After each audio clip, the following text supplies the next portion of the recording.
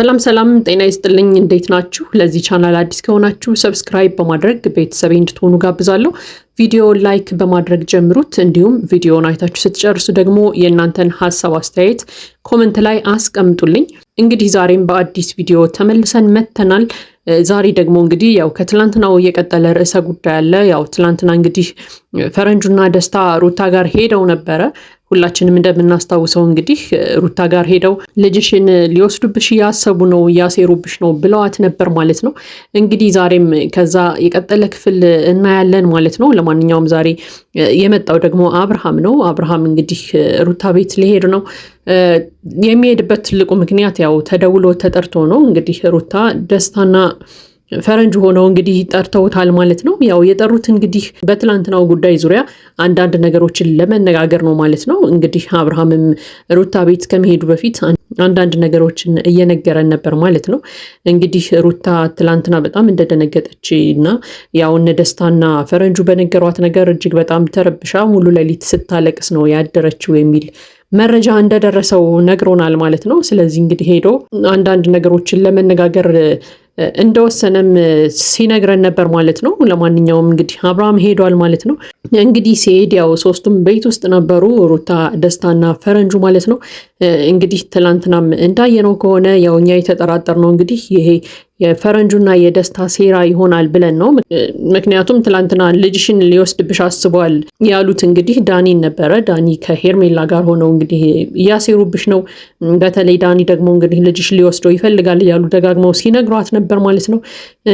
ያንን ነገር ግን እኛ አላምንም እንግዲህ ምክንያቱም ደስታ የሆነ ጊዜ ያው በቃ ሩታን በቀላታለሁ እያለ ስለሰማን እኛ ደግሞ ጥርጣሬያችንን ወደ ደስታ ነው ያደረግነው። ደስታና ፈረንጁ ደግሞ አብረው እንደሚሰሩ የታወቀ ነው ማለት ነው። እኔ ግን ግራ የሚገባኝ ሁል ጊዜ ፈረንጁ ከሩታ ምን እንደሚፈልግ አላውቅም። ብዙ ጊዜ የሩታ ጠበቃ ሆኖ ሲከራከር ነው የምናየው። በዛ ላይ ደግሞ የሩታ የቅርብ ሰዎች የሚባሉት ራሱ አያገባህም ምናምን እያሉ ሲመልሱለት በጣም ስሜታዊ ሆኖ ነው የሚናገረው። ለሩታ ከኔ በላይ ማንም ሰው የለም የሚል አይነት ሰው ነው እና ምንድን ነው እንደዚህ ኮንፊደንስ የሰጠው የሚለው ነገር ያጠራጥረኛል። ምክንያቱም ከአሁን በፊትም የሩታ ወንድም አቡሻ ከሩታ ጎን ራቅ፣ ከዚህ በኋላ እንዳላይ እሷ ጎን እያለ ሲነግረው ነበር። እንደዛ ያለውበት ምክንያት ደግሞ በህይወቷ የሚመጡ ወንዶችን አንተን እያመጣህ የምታቀርብላት ለሩታ፣ ስለዚህ አይነን ማየት አልፈልግም እያለ ደጋግሞ ሲነግረው ነበር ማለት ነው የሆነ ቀን እና የገዛ ወንድሟን ራሱ አንተን እንደውም ከሩታ ህይወት መራቅ ያለብህ እያለ ሲናገረው ሁላ ሰምተናል እና በጣም ያስደነግጥ ነበር። እና ዛሬም እንግዲህ አብርሃምን ቤት ጠርተውታል። በዛ አይነት ስሜት ነበር አብርሃምን ሲያዋራው የነበረው ማለት ነው። አንተ ስርዓት ያዝ ምናምን እያለ ሁላ ሲያናግረው ሰምተናል አብርሃምን ማለት ነው። እንግዲህ ዛሬ ደግሞ አዲስ ነገር ሰምተናል። ይሄ ዛሬ የሰማነው ነገር ደግሞ እንግዲህ ሁላችንም ያልጠበቅነው ነገር ነው። ምክንያቱም ትላንትና እነ ፈረንጁ ከነገሩን አንጻር የዛሬው ነገር ደግሞ ይለያል ማለት ነው።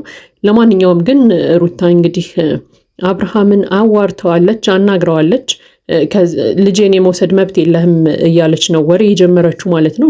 እንግዲህ ካነጋገሯ እንደተረዳ ነው ከሆነ ትላንትና እነ ፈረንጁ ልጅሽ ሊወስዱብሽ አስበዋል ብለው የነገሯት ሰው ማን ነው ማለት ነው? አብርሃም ሆኗል። ዛሬ ደግሞ እንግዲህ ትላንት ዳኒ ነበር የተባለው፣ ዛሬ ደግሞ ወደ አብርሃም ዞሯል ማለት ነው። ይሄ ነገር ትንሽ ያው ይፋለሳል ነገሩ። አላውቅም ሩታ እንዴት አምና እንደተቀበለቻቸው አላውቅም ዛሬም ቢሆን። ምክንያቱም ትላንትና ዳኒ ነበረ ሲሏት የነበረው፣ ዛሬ ደግሞ አብርሃም ነው ብለዋታል። ጭራሽ አብርሃም ብቻም አይደለም ይመስለኛል የአብርሃም ቤተሰቦችም አሉበት። ምክንያቱም ሩታ በግልጽ መናገር አልፈለገችም። በግልጽ መናገር አልፈልግም፣ ከካሜራ ጀርባ እነግርሃለሁ እነማን እንዳላችሁበት፣ ነገር ግን ልጄን የመውሰድ መብት የላችሁም እያለች ደጋግማ ስትነግረው ነበር። እንግዲህ አብርሃም ግራ የተጋባ ይመስላል። ምክንያቱም እኔ የምትዩን ነገር አላደረኩም፣ ማድረግ ብፈልግ ደግሞ በዚህ ዙሪያ ጥምጥም አልሄድም፣ ልጄ እኮ ነው የኔም ልጅ ስለሆነ ልጄን እንደፈለግኩ ማድረግ እችላለሁ እያለ ሲመልስላት ነበር ማለት ነው። እንግዲህ እነ ፈረንጁ አንደኛ የሰጧትን መረጃ ግልጽ አይደለም። ትናንትና ዳኒና ሄርሜላ ተባለ፣ ዛሬ ደግሞ አብርሃም እና በአብርሃም ዙሪያ ያሉ ሰዎች በሙሉ የሩታ ልጅ ሊወስዱ ይፈልጋሉ ብለው ነግረዋታል። እንግዲህ ሩታ ደግሞ አምናቸዋለች። ነገር ግን አብርሃም ደጋግሞ ለምንድነው ሰው የሚልሽን ነገር የምትሰሚው? ይሄን ውሸት ነው፣ በጭራሽ ከእውነት የራቀ ወሬ ነው እያለ እንግዲህ ደጋግሞ ሲነግራት ነበረ። ያው እንግዲህ ልታምነው ፈቃደኛ አይደለችም። ለማንኛውም ግን ከልጄ ራቁ፣ በልጄ እንዳትመጣ፣ ጭራሽ ይህንን ሀሳብ እንዳታስበው እያለች ደጋግማ ስትነግረው ነበረ ለአብርሃም ማለት ነው። አብርሃም እንግዲህ በነገሩ የተደናገጠም ይመስላል። ምክንያቱም ለሱም አዲስ ነገር ይመስለኛል ይሄ ነገር። ነገር ግን አሁንም ቢሆን የነ ደስታና የነ ፈረንጁ ነገር ምንም ደስ የሚል ድባብ የለውም ማለት ነው። ምክንያቱም አንደኛ የተጣራ መረጃም አልሰጧትም ይመስለኛል። ነገር ግን ያው የሰጧትን መረጃ ከዛም ገጣጥሞ እንግዲህ አምና ተቀብላቸዋለች ሩታ በሚያሳዝን ሁኔታ ማለት ነው። ለማንኛውም ግን ሩታ እንግዲህ ከአወራሯ እንደሰማ ነው ሙሉ በሙሉ እርግጠኛ ሆና 100% እርግጠኛ ሆና ነበር አብርሃምን ከዚህ በኋላ ልጄን ለመውሰድ እንዳታስብ ምናምን እያለች ደጋግማ ስታወራው የነበረው ማለት ነው።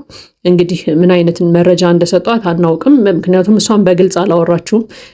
ማወቅ ከፈለክ ማን እንዳለበት ይህንን ሴራ ያሴራችሁት እነማን እንደሆናችሁ ማወቅ ከፈለክ ከካሜራ ጀርባ እነግርሃለሁ እያለች ለአብርሃም ስታነግረው ነበር ማለት ነው። እንግዲህ አብርሃምም ደንግጧል፣ ግራ ገብቶታል። እንዲያውም ምን ሲላት ሰምተናል።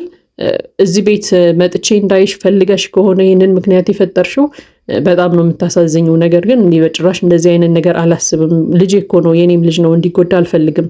እንደውም ልጁን እዚህ ነገር ውስጥ ባታስገቢው ደስ ይለኛል እያለ ሲመልስላትም ሰምተናል ማለት ነው። ለማንኛውም እንግዲህ ሁል ጊዜ ያው ውስብስብ ያለ ነገር ይፈጠራል። አናውቅም እንግዲህ ነገ ደግሞ ምን እንደሚከሰት፣ ነገ ደግሞ የሴራው አካል ማን እንደሚሆን አናውቅም። ነገር ግን የፈረንጁ አኳኋን አሁንም ቢሆን ደስ አይልም። ምክንያቱም በቃ አብርሃምን ራሱ በክብር አልነበረም ሲያናግረው የነበረው። እንደውም አበዛችሁት አሁንስ ምናምን እያለ ሁላ እንግዲህ የማይሆኑ ንግግሮችን ሲናገረው ነበር ማለት ነው። አብርሃምም እንግዲህ እያስጠነቀቀው ነበር። ከዚህ በኋላ ማናችሁም እንዳትደውሉልኝ፣ አንተንም ላይህም ላናግርህም አልፈልግም። ስለዚህ ድጋሚ ወደ እኔ እንዳትደውልልኝ፣ አላገኝህም፣ እኔ በፍጹም አልፈልግም አንተ ጋር መገናኘት እያለ ደጋግሞ ለፈረንጁ ሲነግረው ነበር ማለት ነው። እንግዲህ ለማንኛውም ግን አብርሃም የመጣበት ጉዳይ ግራ ጋብቶት እንግዲህ ተመልሶ ሄዷል ማለት ነው። እንግዲህ ሩታ ግን ነገሮችን ረጋ ብለሽ ብታጣሪ መልካም ነው ብዬ አስባለሁ። አንዳንድ ጊዜ ሰው የሚነግርሽም ነገር ባትሰሚ ጥሩ ነው። ምክንያቱም እንግዲህ የደረሰሽ መረጃ ይመስለኛል አብርሃም ብቻ አይደለም እንግዲህ አብርሃም ቤተሰቦች በሙሉ ልጅሽን ነጥቀው አንቺን ለብቻሽ ሊያስቀሩሽ እንደሆነ ነው የተነገረሽ እና እያወራሽም የነበረው ማለት ነው። ነገር ግን ይሄ መረጃ ደግሞ ምን ያህል እውነትነት አለው ብለሽ ማረጋገጥ መቻል አለብሽ። ምክንያቱም ዝም ብለሽ ሰው ጋር እንዳትጣይ ብዙ ሰዎች ከአንቺ ጋር ጸብ እንዳይኖራቸው ለማድረግ ሲባል ትንሽ መረጋጋት ያለብሽ ይመስለኛል። ነገሮችን አጣሪ፣ በራስሽ መንገድ ሂጂ። በቃ ሰው የሚልሽን ነገር አትስሚ። ራስሽ በራስሽ መንገድ ነገሮችን ለማጣራት ብትሞክሪ መልካም ነው ብዬ አስባለሁ። ለማንኛውም እንግዲህ ይሄ የዛሬው ጉዳያችን ነበረ። የኔም ሀሳብ አስተያየት ነው። የእናንተን ሀሳብ አስተያየት ደግሞ ኮመንት ላይ አስቀምጡልኝ። ለማንኛውም ለዚህ ቻናል አዲስ ከሆናችሁ ሰብስክራይብ በማድረግ ቤተሰቤ እንድትሆኑ ጋብዛለሁ። ላይክ በማድረግ አበረታቱን። መልካም ጊዜ ይሁንላችሁ።